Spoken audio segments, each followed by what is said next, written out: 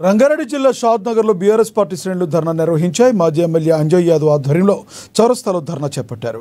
అనంతరం సీఎం రేవంత్ రెడ్డి దిష్టిబొమ్మను దగ్ధం చేశారు.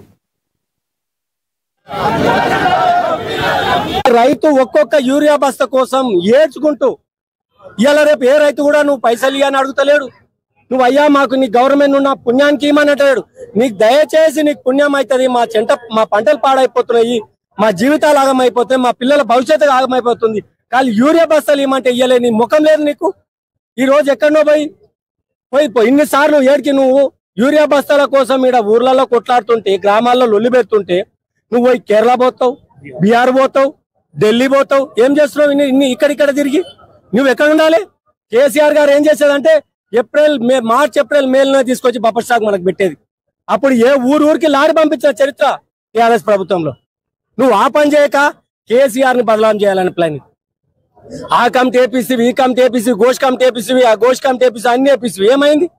ఆగి నువ్వేం చేయలేక ఇంటర్నల్ మిలాఖత్తోని, నీకు బీజేపీకి ఉన్న మిలాఖత్తోని నువ్వేం చేసావంటే మళ్ళా సిబిఐ పెట్టి ఏదో విధంగా టీఆర్ఎస్ పార్టీ కార్యకర్తలను గాని, టీఆర్ఎస్ పార్టీ నాయకులను గాని మోరల్ గా ఏదో ప్రస్తుత తెలంగాణ కాంగ్రెస్ ప్రభుత్వం కుట్రపూరితంగా, దురుద్దేశపూర్వకంగా ప్రపంచంలో అతిపెద్ద ప్రాజెక్ట్ అయిన కాళేశ్వరం పై అవినీతి జరిగిందని ఒక తొలుత ఈపీసీ ఏకసభ్య కమిషన్ నిర్మించి వాళ్ళు కూడా రిపోర్ట్ ఇచ్చారు.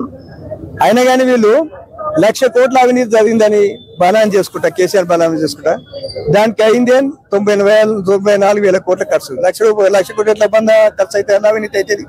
అది అర్థం చేసుకోవాలి. మీరు ఆ 2 పిల్లర్సే కాళేశ్వరం కాదు, మేడిగడ్డ ఒకటే కాళేశ్వరం కాదు, దానికి 3 బ్యారేజీలు, 25 పిల్లర్స్, అందులో 2 పిల్లర్స్.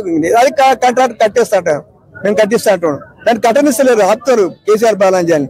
అట్లా 15 రిజర్వాయర్లు, ఎన్నిట సొరంగాలు, 203 కిలోమీటర్ల సొరంగాలు టనల్స్, 1,500 కిలోమీటర్ల కాలువలు, ఎన్ని నీళ్ళ నిల్వించారు మీరు అర్థం చేసుకోవాలి. అంత ఎంత సాగైందో అర్థం చేసుకోవాలి.